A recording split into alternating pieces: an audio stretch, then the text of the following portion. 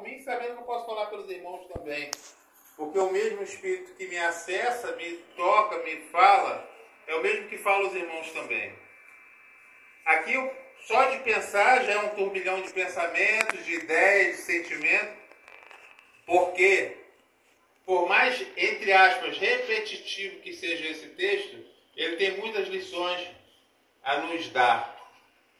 Só pelo título aqui proposto, Paralítico de Cafarnaum, a gente já vê que tinha um homem numa situação debilitada e debilitante, né?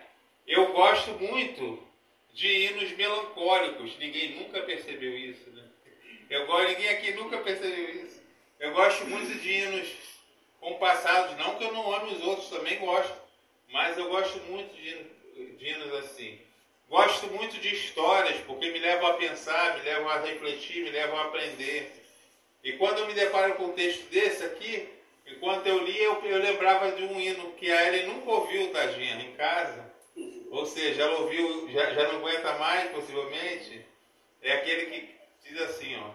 Sou servo inútil, servo imperfeito, ando ansioso para ser aceito.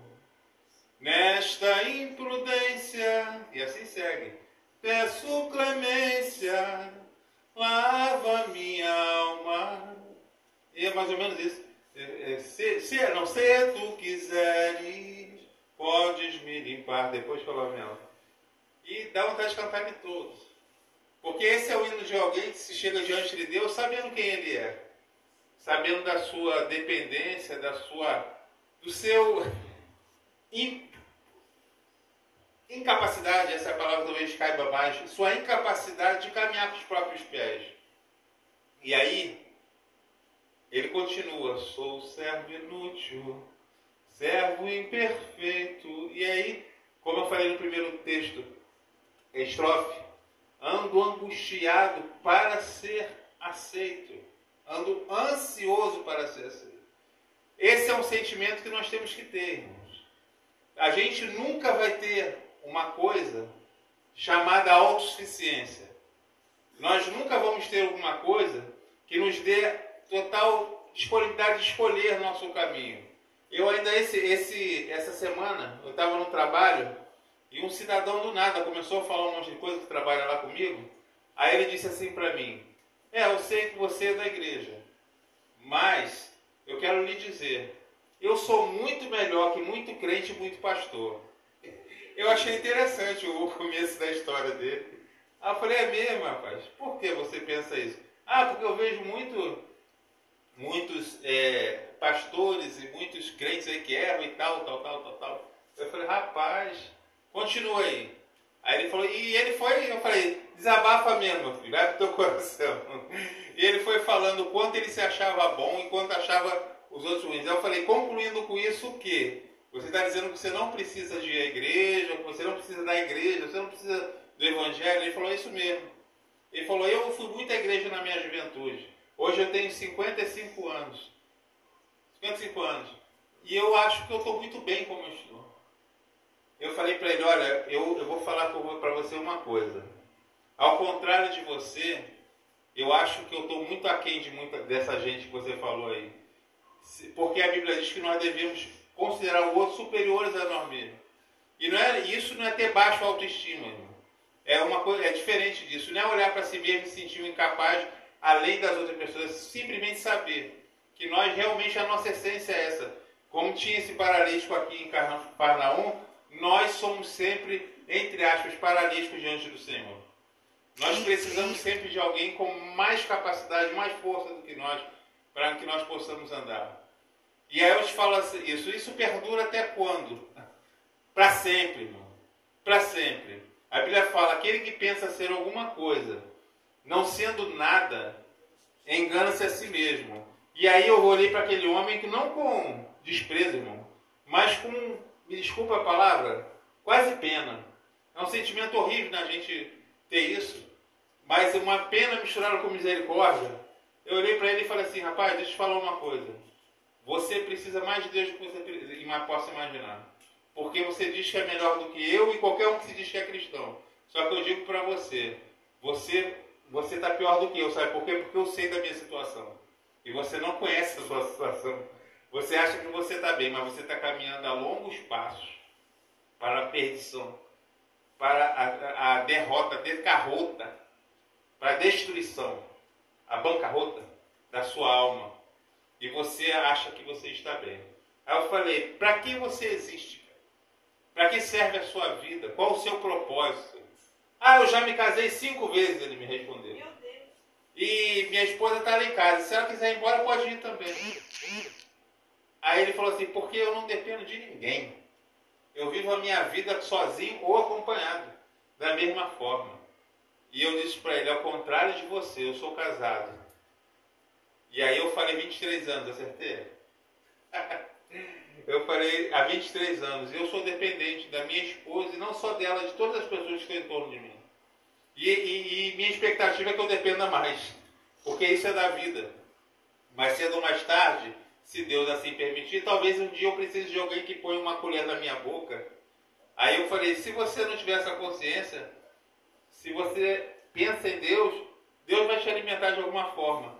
Mas se você tem pessoas que não pensam em Deus, mas Deus é tão misericordioso que age através de outras pessoas para abençoar aquela pessoa mesmo sem ela perceba. Só que tu é tão duro que você nem teme a Deus e nem respeita os homens.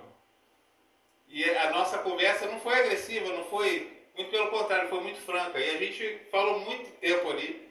E eu falei para ele, olha, ao contrário de você, eu estou preocupado com a minha condição. Estou preocupado com a minha condição todos os dias, mais preocupado. Porque Deus é como o sol e é muito mais do que isso. À medida que você se aproxima, você mais sente a força dele, a sua pequenez. Já viu quando chega na praia de manhã? Quem gosta de pescar, quem sabe disso. Chega na praia de manhã e o sol ele te acaricia, ele cuida de você. Tá aquele vento frio da praia, ele te aquece, ele te ajuda. Mas daqui a pouco, quando você menos espera, ele já está te incomodando.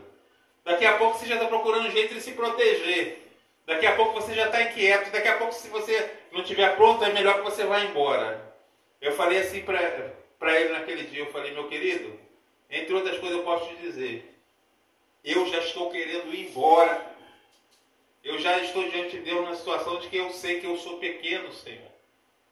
Como eu irei da tua face, né? Diz o texto. Como que a gente se aproxima diante de um Deus desse? E aí quando você chega diante de um Deus e entende que Ele é mais do que o sol, que Ele é tão grande que você só entende a grandeza dele na medida que Ele começa a te incomodar. Se esse Deus não te incomoda, de alguma forma, e quando eu digo incomoda, é te tirar do lugar onde você está sempre. Se esse Deus não muda o que você é, não muda o que você sente na pele, não muda o que você tem por dentro, você não entende quem Deus é ainda. E a gente deve orar por esse homem. Eu não vou falar o nome dele aqui, mas vocês orem por esse homem. Orem por ele, para que ele ainda, enquanto a vida, ele tem tempo de se converter, para que ele possa entender a grandeza de Deus, irmãos, porque isso é só o que a gente tem. E mais nada a gente tem, a não ser esse entendimento. Eu posso abrir aqui com uma frase, no texto aqui, diante de Jesus você nunca mais será o mesmo. Assim como eu citei o sol como um exemplo aqui, uma referência, à medida que a gente se aproxima de Jesus, uma coisa é inevitável. Você cada dia, você deixa de ser amanhã, você se torna amanhã uma coisa bem diferente do que você é hoje. E as coisas vão caminhando assim. No primeiro ponto que eu coloquei, Jesus transformou a rotina daquela cidade. O primeiro ponto aqui está entre o versículo 1 e o 3. E alguns dias depois entrou em outra vez em Cafarnaum e soube-se que estava em casa. E logo se ajuntaram tantos que nem ainda os lugares junto à porta cabiam, anunciava-lhes a palavra. E vieram ter com ele, conduziram o paralítico por 4 pessoas. Ou seja, quando Jesus chega no espaço, ele desestabiliza no bom sentido da palavra, ele interfere no status quo, no status do corpo, da forma que as pessoas estão. Eu quero ser repetitivo sempre com isso, irmãos, e sempre falar isso que eu estou falando aqui, para que eu não possa me esquecer dessa necessidade que eu tenho de conhecer mais a Deus, mais um pouquinho. A gente, ainda hoje ontem eu estava pensando, eu vi um testemunho de um homem que ele disse que ele teve a aorta, né, aquela artéria mais importante do nosso corpo, ela se expandiu, ela não se rompeu, mas ela se expandiu. E ele sentiu uma dor terrível e foi parar no hospital. E ele, eu vou encurtar aqui a história, mas o final de tudo o médico falou aqui para ele que não tinha nenhum jeito, porque quando começou a cirurgia, o sangramento era muito abundante, estava muito frágil a parede da aorta dele. No final da história, depois de tudo aquilo acontecer, já dado como praticamente morto, já avisou a família dele que ele não deveria sair daquela mesa, pela situação que ele estava, quando o médico mencionou, e quando ele menos esperava, eles retornaram, ele já estava melhorando. Esse foi um testemunho, e o outro eu também ouvi no mesmo dia, de um também policial de São Paulo que teve a cabeça, 30% do cérebro destruído por um tiro de 3 ladrões, assaltantes, foram tomar a arma dele. E por que eu estou falando essas coisas? Os dois estavam na mesma situação, dependentes. Num dia era uma pessoa boa, na sua consciência, na sua condição física plena, todos os dois. E em poucas horas, irmãos, eles estavam numa situação dessa. E o final da boa história é que os dois eram crentes. O primeiro da horta, simplesmente ele teve uma melhora inexplicável. Veio comissão médica da Europa, dos Estados Unidos, para entender como ele não tinha morrido. Porque era impossível o que estava acontecendo. Não tinha uma explicação da medicina para aquilo. Em cima de oração. E o outro, irmão, apesar de ter perdido 30% do cérebro com o tiro que ele tomou, que a cabeça dele foi embora, essa metade aqui, ele hoje, irmãos, é advogado. Ele se aposentou da polícia, se formou em advocacia e inclusive se casou de novo. Ele fez uma reconstituição e se casou, irmão. Que a esposa dele o deixou, por conta disso, e ele se casou. Enfim, e aí ele dando esse testemunho dele, aí falando para o não crente, e o não crente falou para ele assim, mas vem cá, como que está essa tua situação? A gente não consegue entender como que você ainda tem todas as suas faculdades. Ele falou, vocês e ninguém.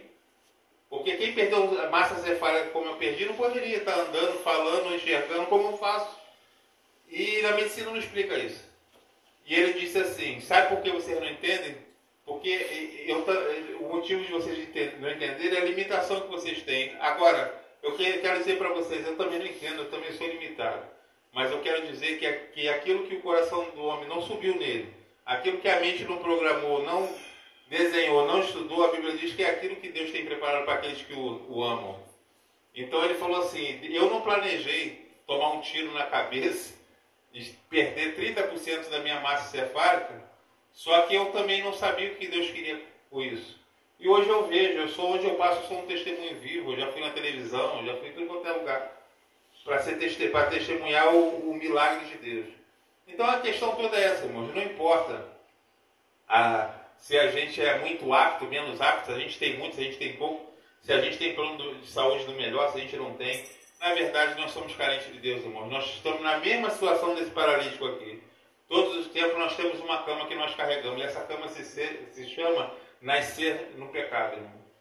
Nascer no estado de pecado. Foi muito dito isso na escola bíblica dominical aqui hoje, sobre a questão da alma, da natureza decaída e tudo mais. Então é essa a nossa condição. Você quer que a sua rotina seja transformada? Coloque-se na presença de Jesus, diante de Jesus, você nunca mais será o mesmo. É só isso que sobra para nós, irmão. Se eu pudesse te dizer uma coisa nessa noite, eu diria assim, essa manhã é diferente do que tu amanheceu hoje. Creia mais em Deus, busque mais para Ele. Às vezes eu olho em volta de mim, eu não sei se isso tem a ver com a idade, que eu estou com 48, e dizem que eu estou novinho, né? Mas dizem que depois dos 40, a pessoa tem uma virada o cérebro dá um estalo. Assim você cria uma outra consciência. Eu experimentei isso. Eu não vou perguntar a vocês para vocês não ficarem chorando no meu pé aqui. Mas, eu não quero ninguém chorando no meu pé aqui. Mas quando a gente passa do 40, eu pelo menos vivi isso. Parece que me deu uma outra dimensão da vida. E uma outra percepção das coisas. A vida mudou para mim. A forma como eu vejo as coisas. E uma dessas coisas que eu via cada dia mais é a minha finitude, a minha limitação. E eu comecei a pensar muito nas coisas que eu tinha feito, deixado de fazer. Aí você fala, isso já perdura por quanto tempo? Eu falei, 8 anos, que eu tenho 48. E cada dia, ele está rindo porque se agrava, né? Ela sabe. Cada dia eu penso mais nisso, e cada dia eu me ocupo mais disso. E como é difícil, irmãos, sair desse leito de paralisia que nós vivemos. E esse leito pode ser muitas coisas, irmãos. Pode ser cadeias emocionais que a gente traz. Pode ser pessoas que a gente quer levar com a gente. pessoas, já viu aquela pessoa que ela quer viver a vida do outro? Irmãos, a verdade é o seguinte, ninguém pode viver a vida de ninguém. Esse é o fato. A gente só vive a nossa vida, mais de ninguém. Que a gente se preocupe e ora pelas pessoas, é com certeza, irmão. A Bíblia diz que se alguém que pode fazer o bem e não faz, com isso peca. Então, se eu posso ajudar alguém e não ajudo, ou me preocupar com alguém e isso eu não faço, eu estou pecando com isso. Mas eu tenho que entender a minha limitação, irmãos. Eu tenho que entender essas minhas camas, como esse paralítico tinha a cama dele. E no final da história, a gente vê que o paralítico foi ajudado por 4 mais uma vez. Olha, irmãos, eu não sei vocês. Alguns aqui eu sei, né? Que já tiveram situações de doença, eu também já tive, de ficar dependendo dos outros para tudo, né? Eu cheguei a depender lá em casa de até para ir no banheiro, né? Para comer, para tudo. Então, quer dizer, se você alguma vez na sua vida você já passou por isso, você sabe como é ruim. Você depender dos outros para tudo, irmão. É terrível isso. É terrível isso. Não é o Presbítero? Já contou o testemunho dele aqui, já me falou. Já falou para nós aqui, né? Então é terrível isso aí. E aí, mais uma vez, eu fico querendo imaginar a compreensão daquele paralítico descendo sobre aquele telhado, né? E se você for parar para pensar, as casas lá, como chove pouco, né? Até hoje lá tem muito lugar. É claro que agora se desenvolveu muito mais, mas tinha lugares pobres ainda é assim. Tinha lugares no deserto lá, irmãos, que eles não faziam nem telhado. Por que não chove? Aí você fala, mas para que levanta a parede? Proteção de animal e vento, quando tinha aquelas tempestades de areia, vento e tal, para proteção, as paredes são para isso. Agora telhado para que esquece telhado, não chove, leva 5, 6, 7 anos em algum lugar mais para chover, quando chove é coisa insignificante em muitos lugares. Então, olha, vamos entender, ter essa compreensão. Quando ele estava lá, o paralítico desce pelo telhado, ou seja, a proteção que tinha, que era o telhado da casa, era insuficiente. Eu quero ver se alguém desce pelo laje dessa igreja. Ou seja, porque é bem construída. Agora, aquela casa, ela tinha um telhado tão frágil. E eu imagino aqui que era de madeira, palha, alguma coisa muito frágil. Porque a Bíblia diz que eles chegaram lá com, imagine, irmão, assim, com 4 homens carregando um outro homem. Ainda conseguiram tirar o telhado. Que telhado é esse, irmão? Era uma coisa fácil de tirar, irmão, de afastar e tal, era fácil. Então, mas mesmo essa fragilidade, esse paralítico teve que primeiro descer por esse telhado. Isso fala muito aos nossos corações, irmão. Eu quero dizer nessa noite que o teu telhado é muito frágil. Que aquilo que você constrói para se proteger numa eventual chuva pode ser retirado por qualquer um que chegue, irmão.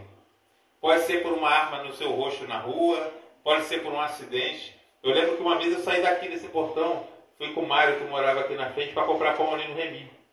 Eu estava saindo para comprar pão aqui, o morador que já vendeu a casa que morava ali na frente, chegou para mim e falou, tá indo para onde? Eu falei, vou na padaria. Ele falou, não, vamos lá comigo no Remi, por causa disso. Vamos comprar lá que é melhor. Eu falei, tá bom.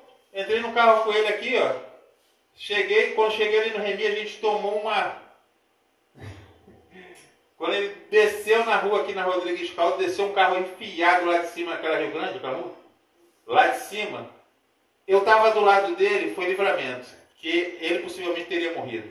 Porque como eu estava no carona, ele estava mais focado no trânsito na frente, descendo. A mão era dele, tudo certo, ele não estava errado. Mas como eu estava no carona, eu vi o carro descendo a toda.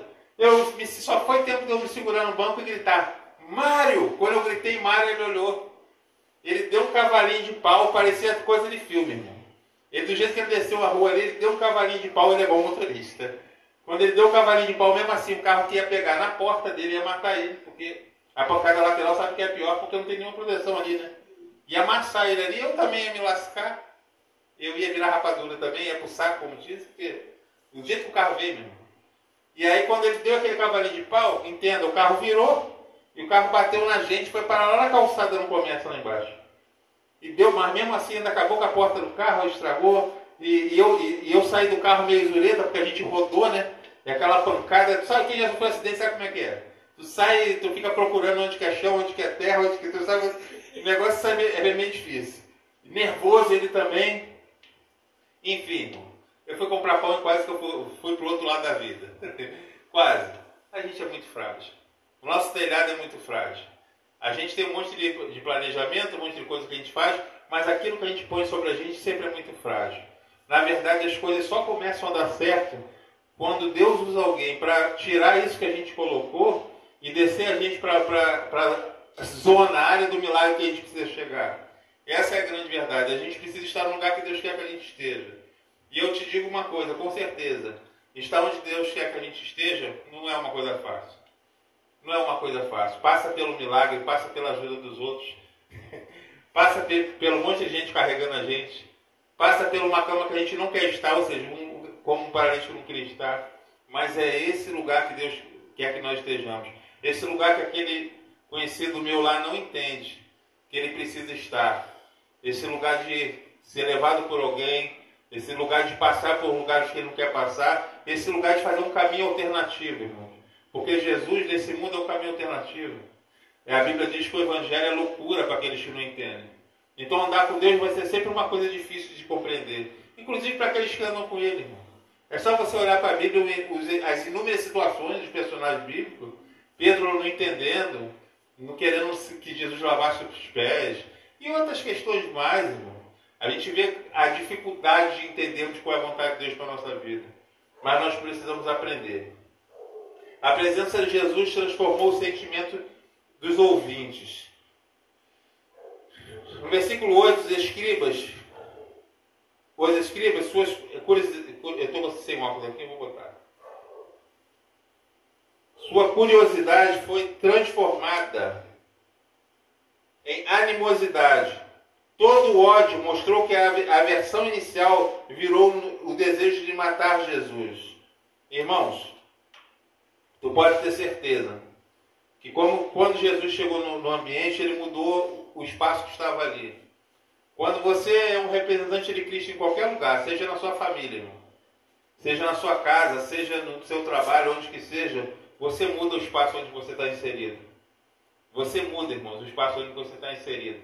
E aqueles que não querem essa mudança que você pode trazer, que chegou até você também, eles vão ter uma curiosidade inicial, mas logo depois vai se tornar uma animosidade, ou seja, uma irritação, e depois vão ter o desejo de eliminar você. A Bíblia diz que cabe a nós servir a Deus com muitas dores, irmão. Muitas dores. A Bíblia diz que nós seríamos perseguidos. A Bíblia fala assim, se fizeram isso ao madeiro verde, quanto mais ao seco. Então, se foi ruim para Jesus, irmão, não espere que vai ser fácil para mim e para você. As pessoas não gostam de nós. E quando eu falo, que pessoas são essas, irmão? Eu estou falando que é pelos que não compreenderam essa palavra, que não foram acessados pelo Espírito Santo, que não foram transformados. Eles é incompatível. A Bíblia chama isso de luz e treva. Nós devemos odiá-los, não devemos amá-los. Mas pode ter certeza, você não vai receber esse amor de volta. Não vai, porque eles não têm. Uma pessoa, o pastor Léo, ele falava quase todo o culto lá embaixo grande essa frase. Ele falava assim, a gente tem que aprender uma coisa na vida. E eu, de tanto ele falar, eu estou falando aqui, a gente não esquece. Aí ele vai lembrar. A gente só pode dar aquilo que a gente tem. Ele sempre falava isso, irmãos, a gente sempre dá aquilo que a gente tem. E é verdade, irmão. A gente sempre dá aquilo que a gente tem. E se esses não filhos de Deus que você vai enfrentar no seu caminhar, e alguns até filhos de Deus, irmãos, que não vão entender determinadas situações e vão se opor a você. Isso é fato. Isso é fato. Lembra lá dos discípulos, vendo, quem é que vai ficar do lado do esquerdo, quem é que vai ficar do lado direito, quem é que no reino do céu vai ser isso, vai ser aquilo? Eram de Deus, irmão, mas eles não tinham entendido ainda aquele ponto. A presença de Jesus transformou o paralítico de criatura de Deus em filho de Deus. Isso está inserido no versículo 5. Ou seja, não é fácil passar pela transformação que nos está proposta. Mas o fato é, Deus quer nos tirar da condição de simples, às vezes, criaturas de Deus para filhos de Deus. Você pode me dizer assim, mas eu já sou crente, já nasci de novo. Mas aonde falta na sua vida que Deus te faça nascer novamente? Eu duvido, irmãos, que todos nós aqui já alcançamos tudo que Deus tem para nós. Eu tenho certeza que não. Eu canto esse hino aí, que eu cantei no começo dessa exposição aqui, desse sermão. Sou servo inútil, mas eu canto esse hino sempre como uma oração. Ainda hoje, eu estava tocando esse hino no violão. Por que eu canto esse hino? Eu canto sempre como uma oração, irmãos. Porque eu sei que eu preciso. Eu sei que eu sou infiel, eu sei que eu sou falho, eu sei que eu sou frágil, então eu preciso Que Deus transforme. E aí eu vou cantar de novo.